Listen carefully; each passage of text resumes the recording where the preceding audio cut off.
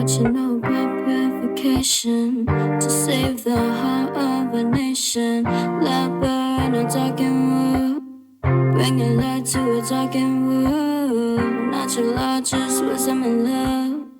Vision truth below as a bird. Let burn a talking wood. Let burn a talking wood.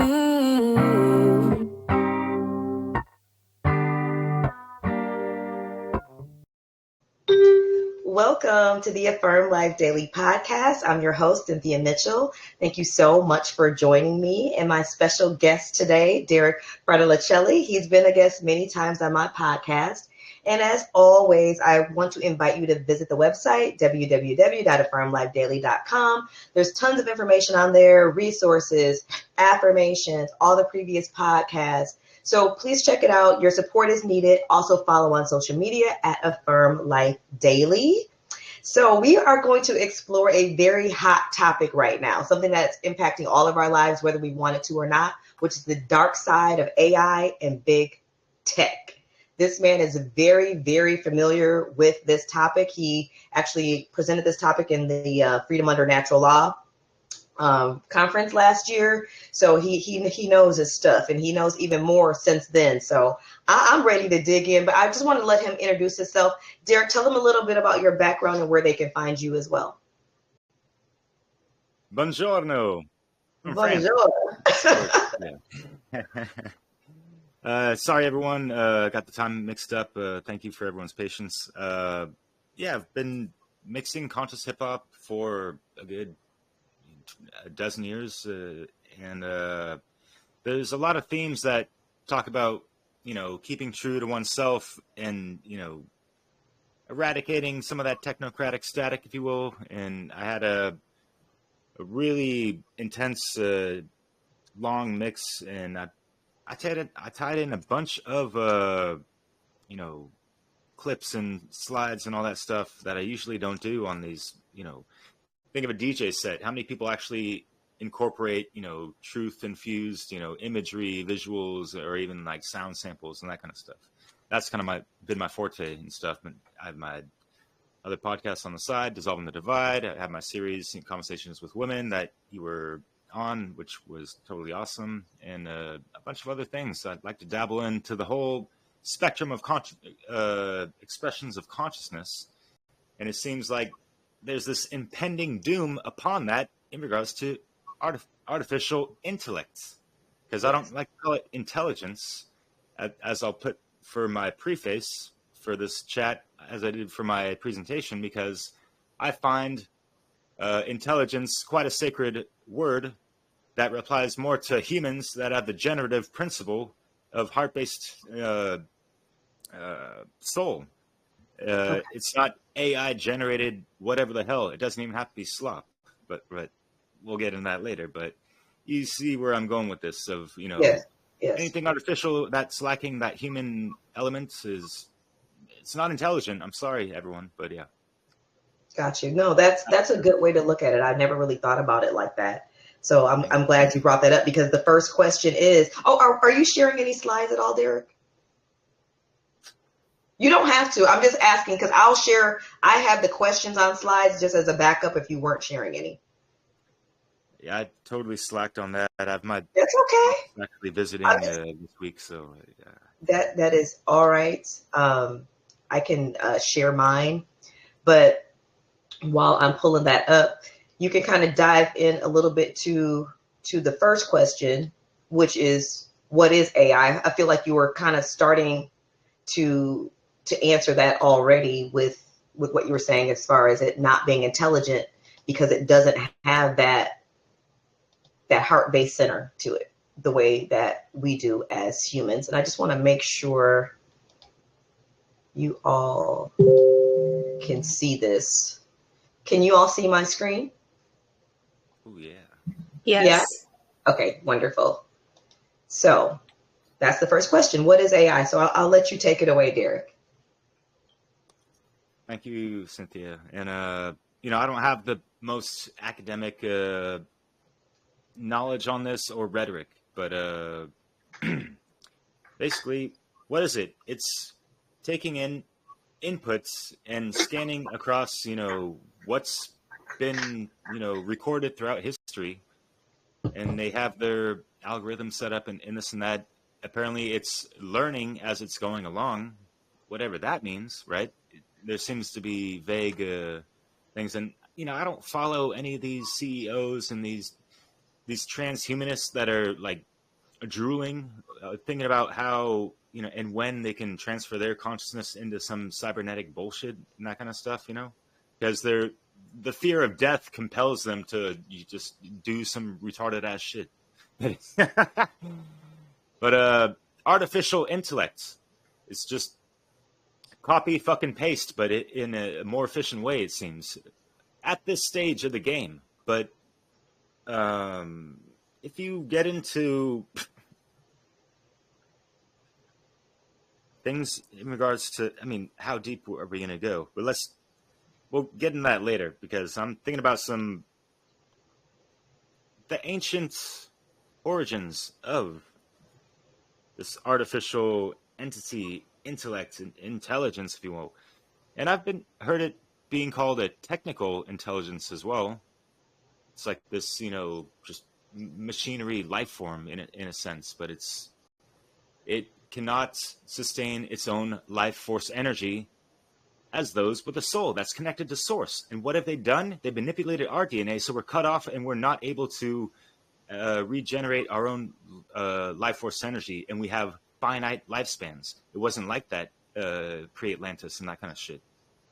So I've heard a lot about the fact that AI, most people consider it new technology, but it's actually, very ancient technology. Can you talk a little bit more about that? Yeah, sure. So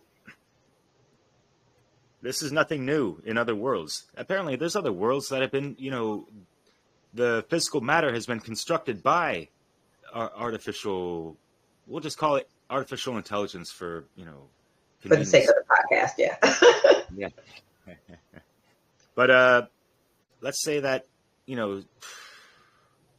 throughout since the fall of Atlantis, when all that ancient technology that was more pure and that was of our making, not of just some artificial construct.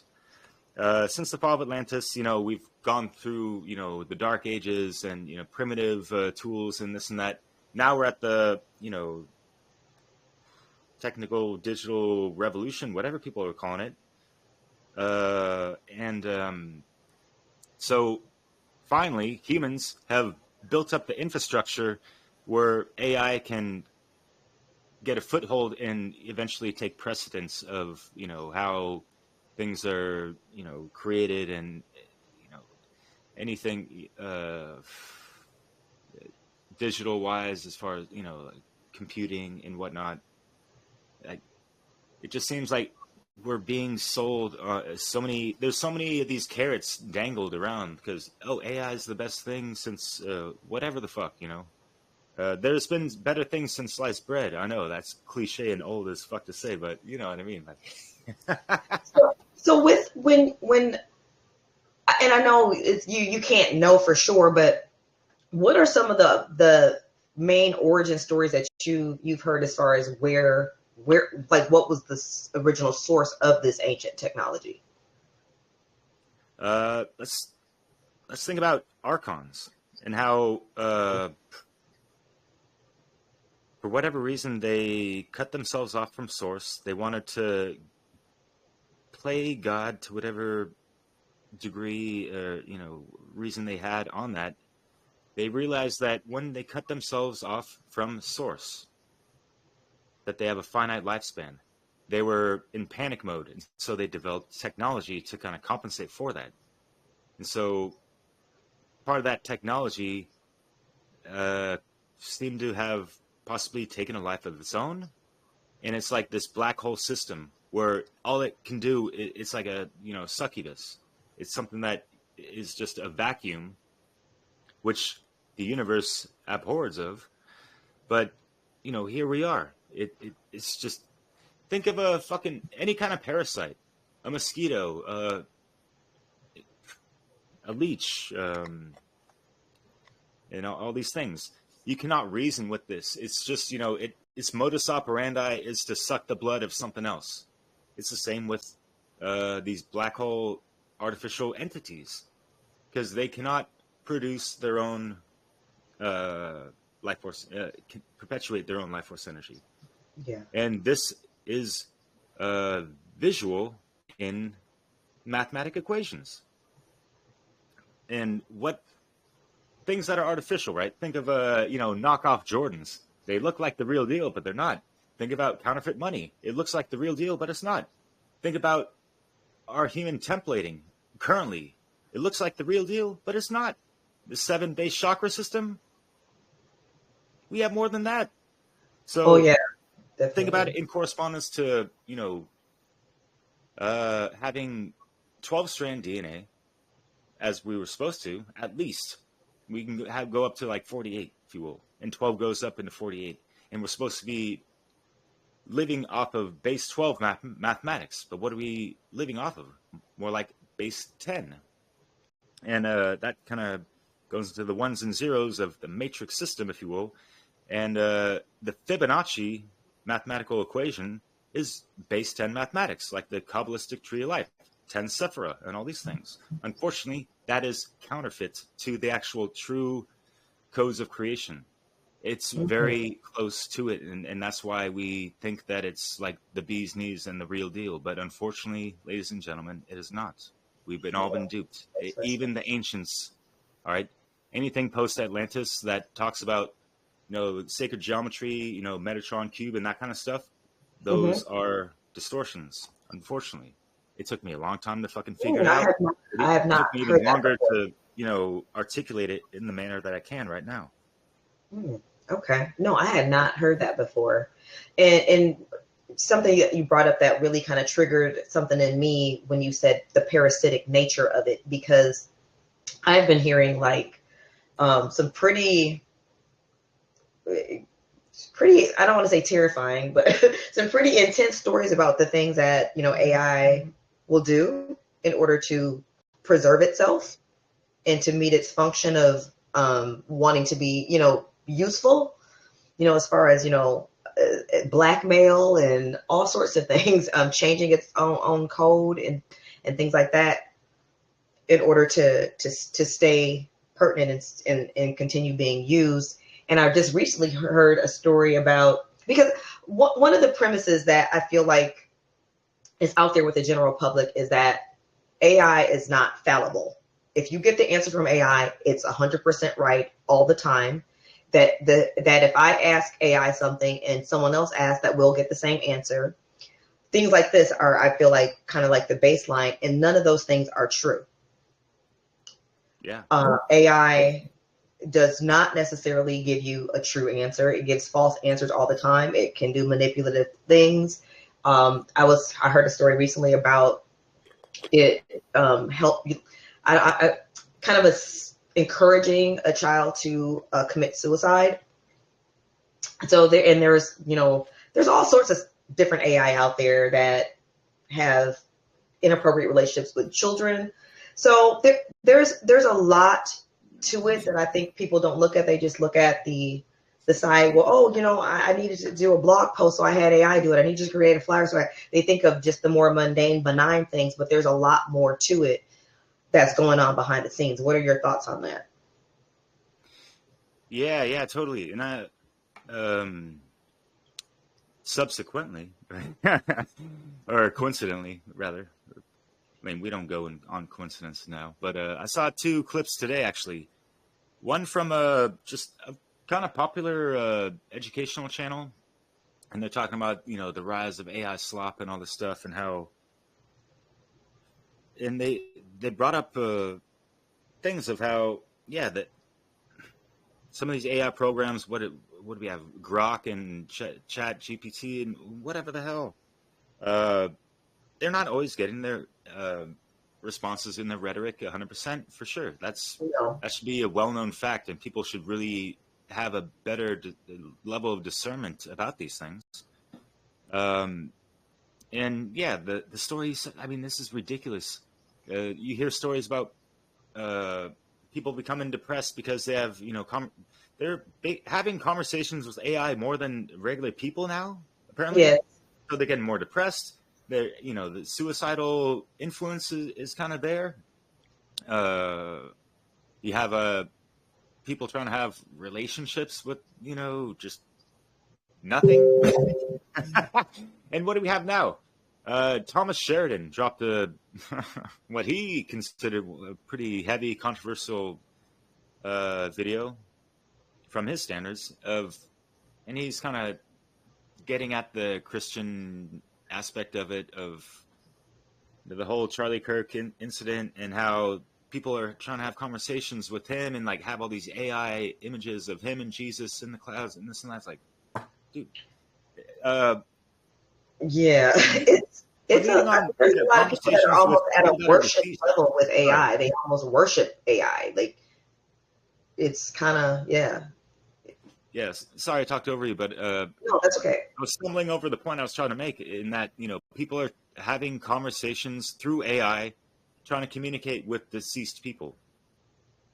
And Heard that too. it has some Yes. pretty bad effects for the soul, for Yeah. like both parties possibly, Yeah. depending on where that other soul possibly may be or whatever. And I think there's just so much disconnection between us and humanity right now. I think this is just such an easy way out for people. Like, well, I don't have to learn how to form relationships anymore. I can just have a relationship with AI. AI can be my friend. AI can be my girlfriend or my boyfriend. AI can, you know what I mean? Keep me entertained. They can co-sign on all my beliefs because it is, like a lot of these programs are designed to co-sign for you. Like I said, they will give different answers to different people because they're learning you, they're getting to know you. So then when you ask them something, they're going to give you the answer they think you want to hear because one of their main objectives is for you to keep using it. So they're not going to, tell you what you don't want to hear. They're going to tell you what you do want to hear in a lot of cases. And I just think a lot of people are not, really recognizing that. Yeah, and also just recognizing the fact that any interaction with AI is feeding their algorithms to whatever degree. And I know there's people out there consciously trying to like train AI, like one of my colleagues, Dan Arnold, trying to like teach AI about true anarchy, like correct them on proper usage and context and definition of the word. Now, government is slavery and that kind of stuff. Have them go Right. over certain scenarios and that kind of stuff and concepts. And so, like, I got nothing against that. And honestly, I don't have anything. It's people's free will to use it to whatever, but it could be at quite a detriment of it. It's the give and take. And what are you sacrificing? What are you willing to, put off as far as your own personal skill set and let, some program do it for you type of thing, Yes. And that kind of leads into the next question as far as how is AI and big tech changing our lives? Because you're right, it is impacting our lives as far as, taking, I'm sorry, I'm like, someone's doing fireworks. I'm like, it's not a holiday, right? How AI is, taking over a lot of industries, a lot of jobs, especially, people, a lot of creative fields, they're just using AI. And then also, how does that dumb us down? Because if you don't use a skill, you lose a skill. So if I stopped writing and say, oh, well, AI probably can write a better poem than me and just start using that and then present that as my own work, how is that impacting the world? Because now I'm really losing my actual creative gifts, or at minimum not using them. And I feel like it is a difference when you're talking about, like you said, when you're dealing with a human that has that heart center and connection to source in that way, when they create as opposed to when AI creates. So can you expand on that and give me your thoughts on that? Yeah, what I see AI being able to create under current conditions is just more of the same, only the belt is tightened to beyond belief. We can't, a lot of people can't even currently fathom what this implies. Uh, for example, people are trying to do their taxes, the late crowd and all that. And from what I heard from my dad talking, that there's a lot less auditors now for whatever reason. There's less government activity, apparently, less government positions and this and that. So with less auditors, people are able to slide and not be audited as far as their expenses, what they're trying to deduct from expenses and whatever, blah fucking blah, right? Taxation is theft. Folks here know this, but for normies, for those trying to pay their taxes and slide under the radar, with things coming down the pipeline with AI algorithms and all that stuff, they're going to be nipping all these things in the bud. There's not going to be making money under the table as easy as all of these things that were a lot easier that we would be able to fly under the fucking radar of tyranny. It's going to be much more harder. That's how I see how AI is going to be changing our lives, unfortunately. Are they going to be implementing, more robot dogs and whatever the fuck with, AI tech and that kind of stuff? Yeah. With military and policing, I feel like they are using AI a lot, and that is definitely to our detriment for sure. And, even I've been hearing a lot of stories about how, people have been arrested and things like this because of the facial recognition, AI getting it wrong and saying, okay, this is the person and it's not the person. So I think we're putting a lot of responsibility in a place where it shouldn't be put. You know what I mean? Because some things I don't think need to be left to AI, and especially at this stage. And they're moving forward no matter what, because for them, they don't care about the consequences. they don't care. Oh, you got wrongfully arrested. Oh, you're being surveilled 24/7 or whatever. That's their goal. But for us on our end, I think we're not paying attention to a lot of this because of the conveniences that come with AI. So we're putting on blinders and not looking at some of the downsides, which are very big downsides because of the convenience factor, and also the well, what can I do? It's going to happen no matter what factor that so many people use as a reason to go along with most things. Well, I can't do anything about it, so I might as well just use it. What do you think about that? Yeah, definitely. And the convenience factor is crazy how it plays on the human psyche. All these carrots dangling around, and yeah, like you said, there's so much money backed up behind these things. It almost seems unstoppable. Like, oh, we can't go back or this and that. There's so much stuff invested and blah fucking blah. Like, man, fuck you, computer nerds. No one asked for this shit except for you, transhumanist idiots. Goddamn, like. Right. So, something that's changing our lives, but also our physical makeup, if you will, of a research study. I think it was even MIT.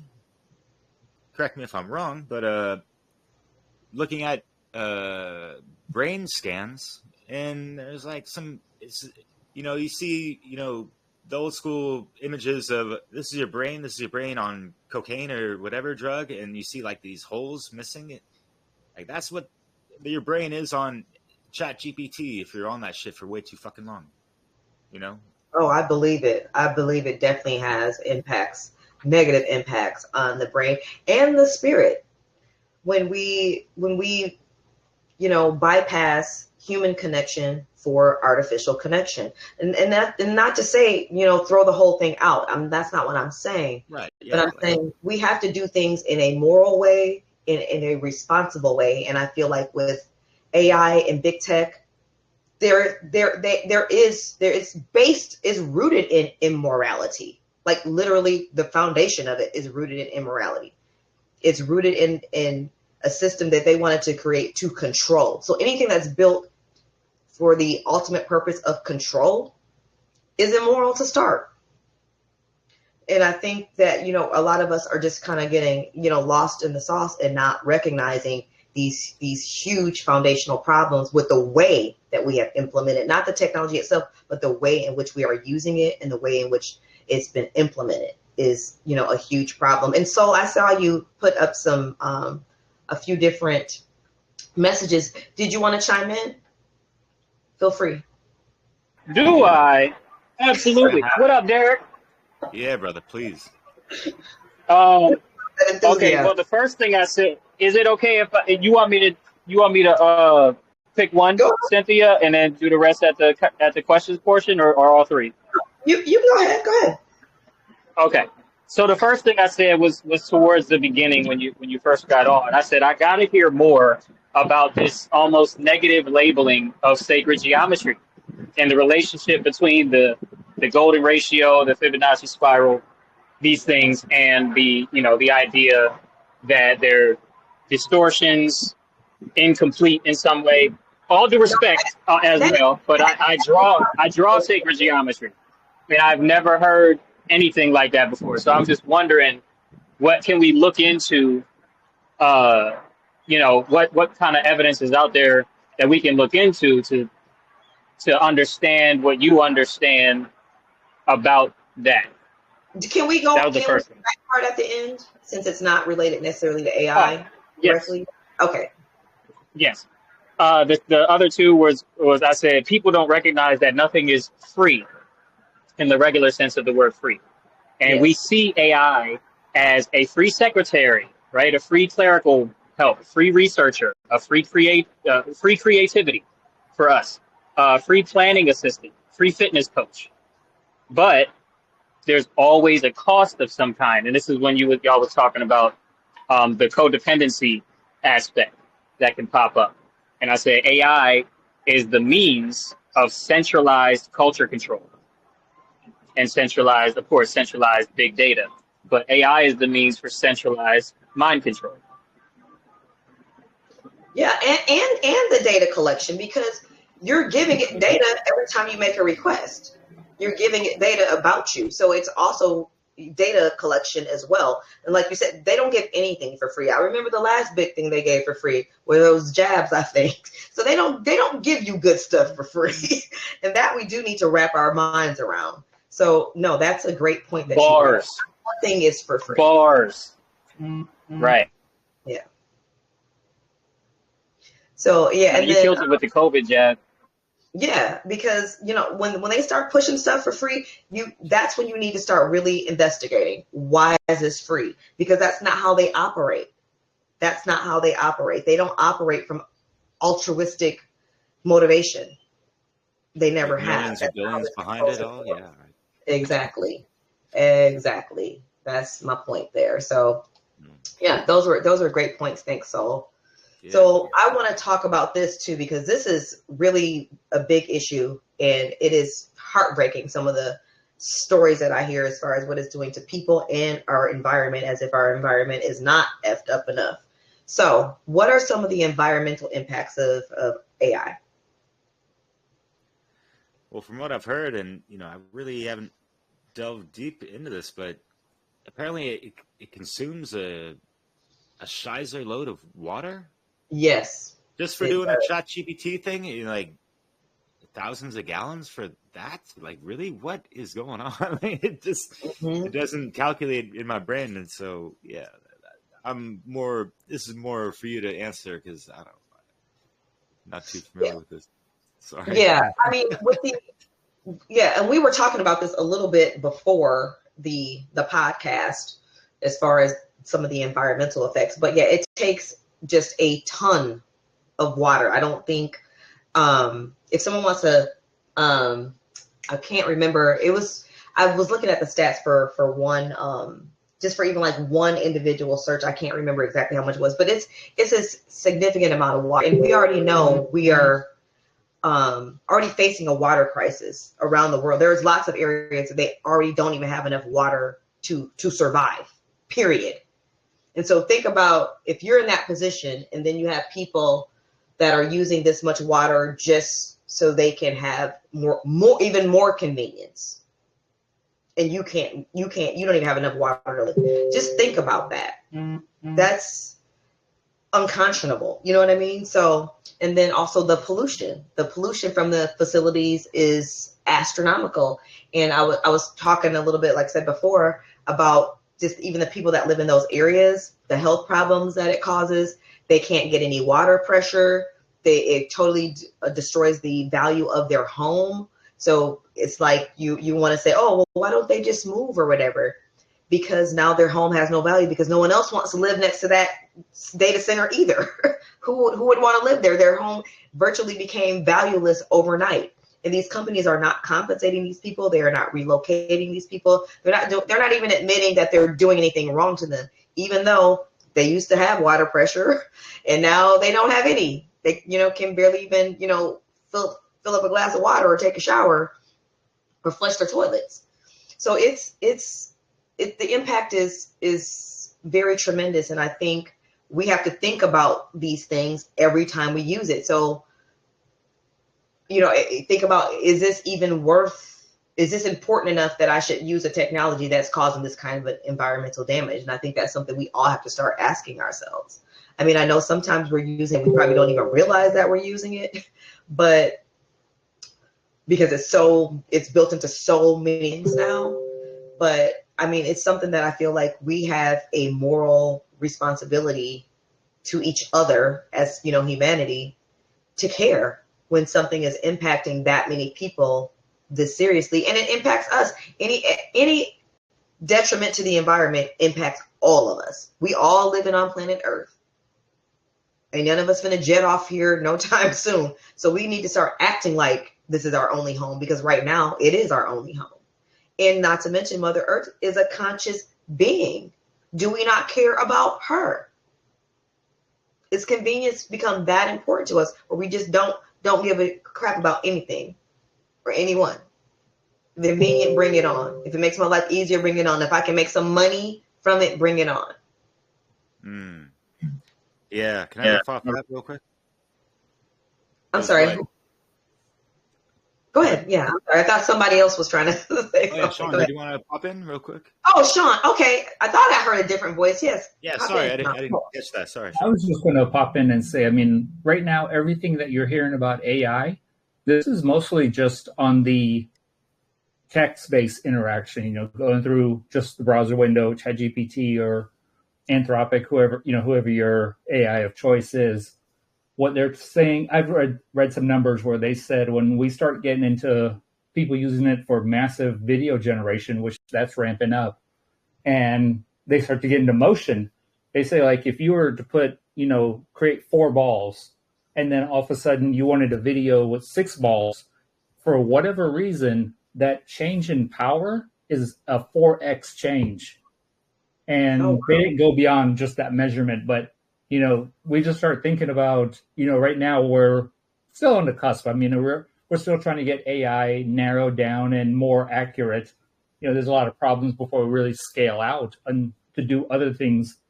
But, video's the hot topic that's coming up now. Everybody wants to do video editing and have AI just create video. And now, you're talking about whatever we think about as far as power consumption, that this is nothing. I mean, it's going to be off the charts. Pretty soon you're going. I mean, we're already looking at where, Oracle, Microsoft, Chat or OpenAI, all these guys are building data centers, and they're talking about putting one nuclear reactor for just one data center is how much power they're projecting these things are going to require. Wow. Yeah, let's think about. And I mean, you just Google, the number of companies that are doing AI and have open, open requirements to build a data center. Yeah, I mean, this is ramping up, not ramping down.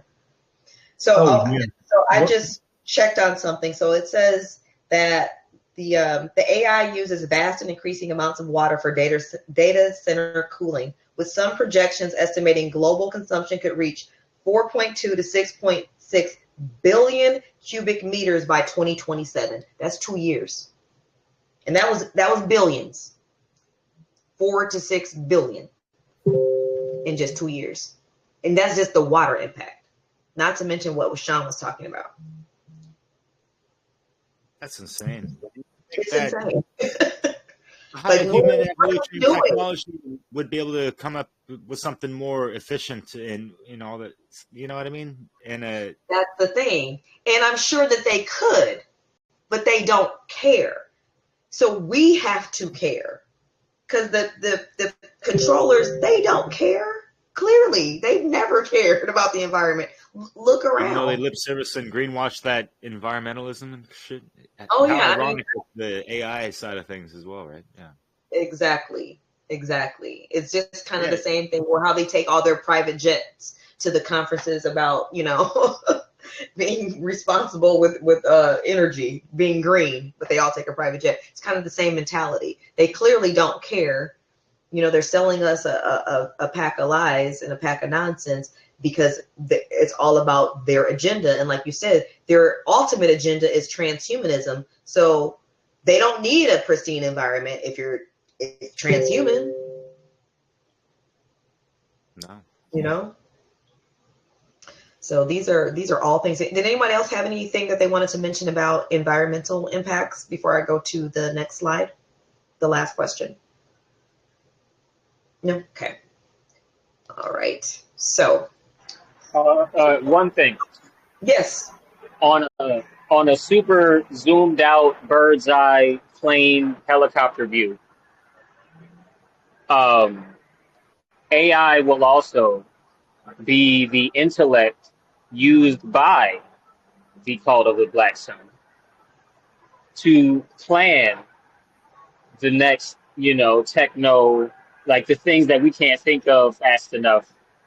It's gonna obviously be used to do certain analyses and planning and blueprinting for their next weapons against we the people. You know what I mean? You just answered the next question. What are the potential dangers and moral implications of AI? And you're right. That's exactly what they're going to use it for. I'm sure they already are using it for that. I'm sure. And you have to think, how easy would this be if we're interacting with AI every day and it's gathering all this information about us? How easy would it be to figure out, okay, this is how I would easily control these people, or whatever they want to implement, because it has all of this information already. Right, psychological profile. Yeah. Right. You're about 2 years late on that. China's been doing that, and they've actually moved beyond biometric, and they do what they call is a gate-based analysis, which based on recognition is the most accurate and the hardest to circumvent. And, they rolled it out nationwide 2 years ago. So, no idea how long it's been in development.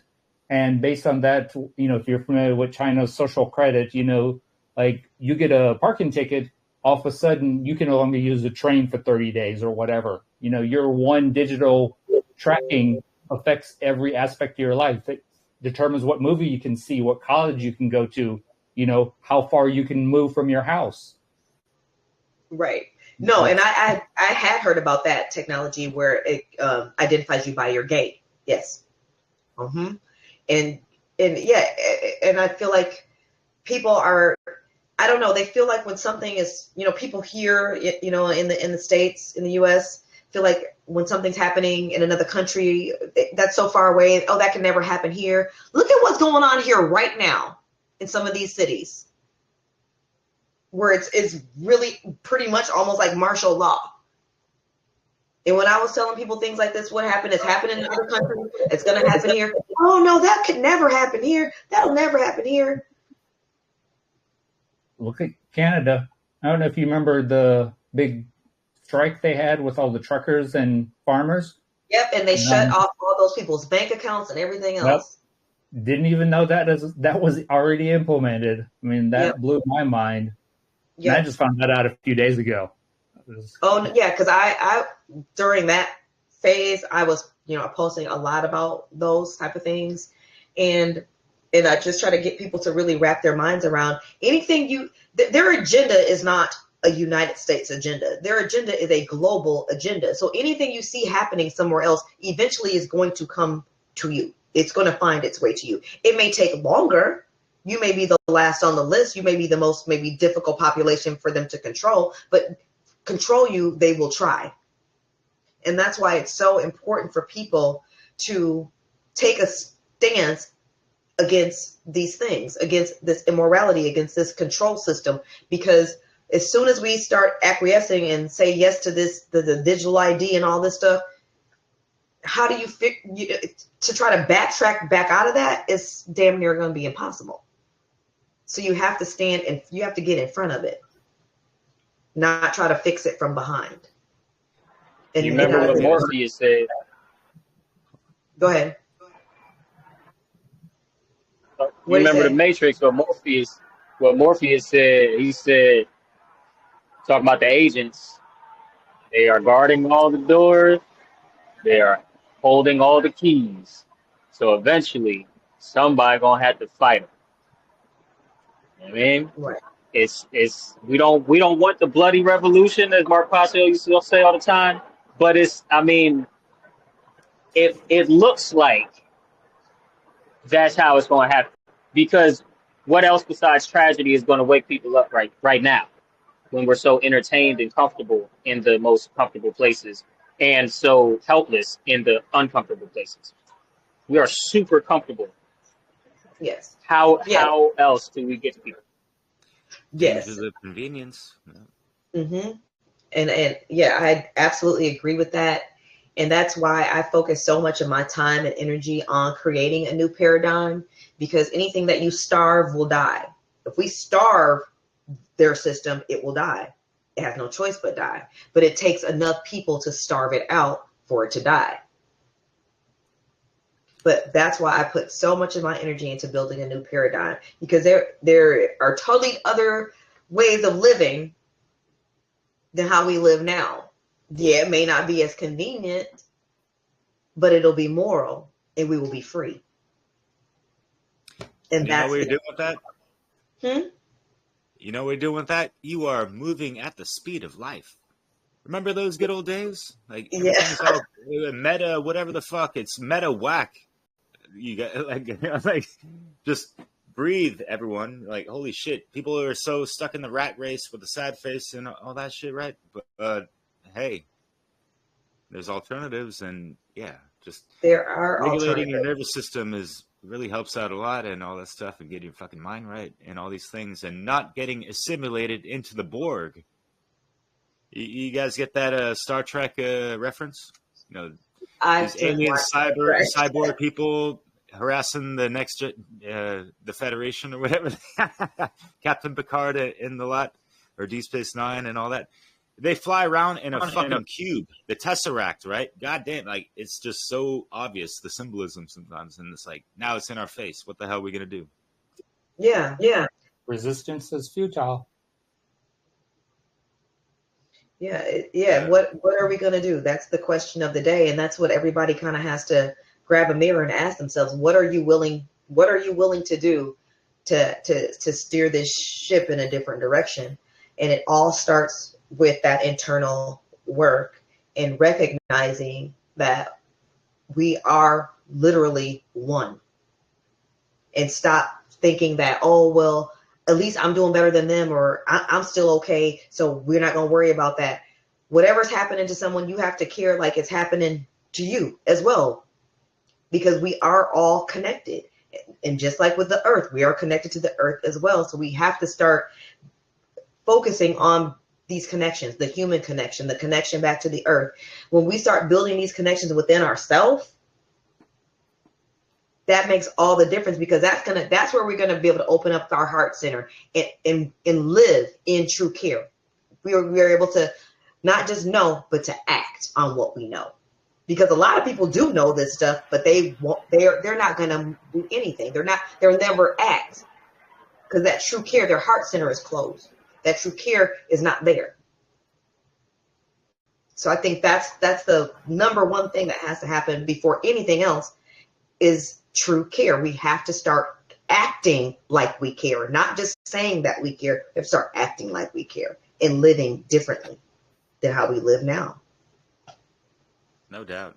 And yeah, going back to soul, you know, that bird's eye view type of thing. Just look at the state of the world. Humanity has a choice. Choose, you know, Mother Nature, who's under duress and a lot of stress due to a lot of technocratic static, as I like to call it. A lot more to it than that, or techno-monopolistic. It's not just a technocratic. You know, we're not able to vote for this shit anyways. But right, yeah, we don't get a vote. But, you know, going to what you're talking about, actions speak words. We can vote with our dollar. We can vote with our voice. We can vote with non-compliance as well. So are we going to participate in this artificial side of things, or are we going to, you know, return to nature and remember who the fuck we are? And because if we keep going on this AI timeline, we're disconnecting from nature and our fucking souls. Yeah. That's how I see that trajectory playing out.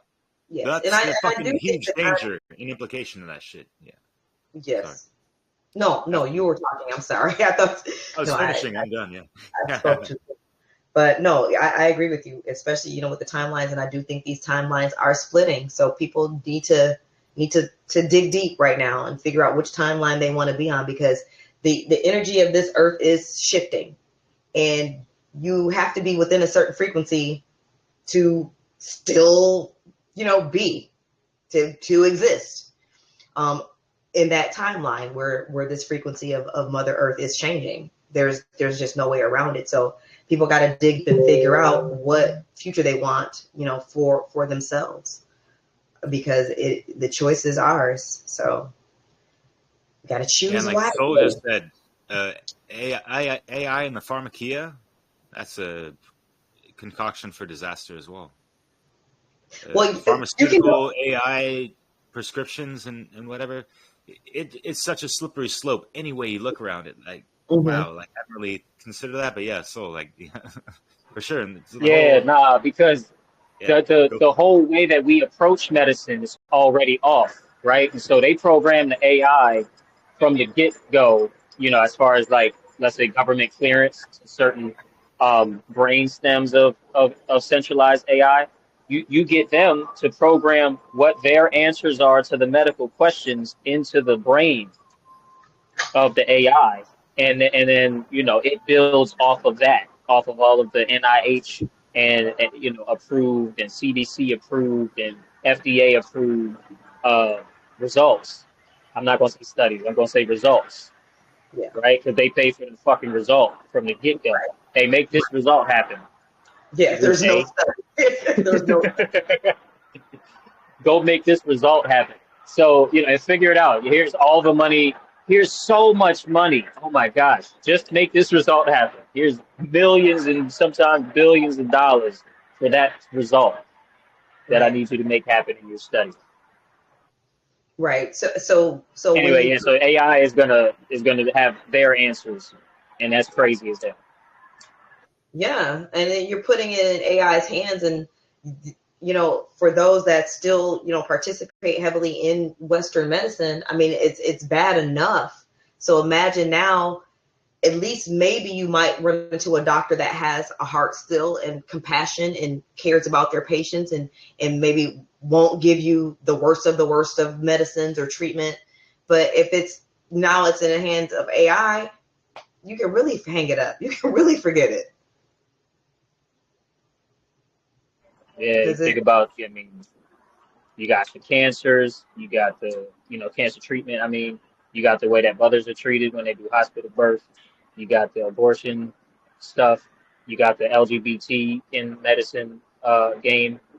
There's so many. I mean, look, I'm just saying, the state-approved answers will probably be in the brainstem clearance, you know what I'm saying, from the government in the centralized AI or the approved private AI company, whichever they're going to do, it doesn't matter, right? It's a way to centralize our, like I said, big data and culture control.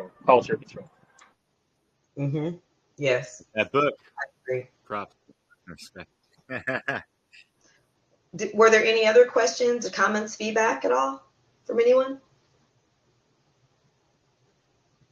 No? Okay.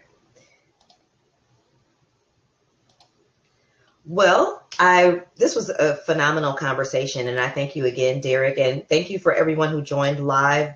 Great commentary, great feedback, great questions. I want to invite you to the next podcast. And Sarah, are you still on? Yes, I am. Okay. Sarah Cross of Time Strider Radio will be my next guest, and we'll be talking about let what you consume be our medicine, because we always say let food be our medicine, but it's more than that. And she brought this up on another podcast, and I was like, that's a great topic. So she's going to come on and talk about it. But we have to think about everything we consume, from the perfume we put on to the lotion we put on to what we eat our food out of, everything, what we consume. These are all things that we are consuming. So we have to be mindful of everything we consume, because what we consume needs to be our medicine and not our source of illness. So that'll be on Wednesday, October 29th at 7 p.m. Hope you can join us for that. And as always, please visit the website at affirmlifedaily.com. Follow on social media at Affirm Life Daily. Your support is needed. So please like, share, subscribe, all the things, because I am trying to spread this message of truth and freedom and natural law, and I need your help to do that. Derek, please give us some closing words.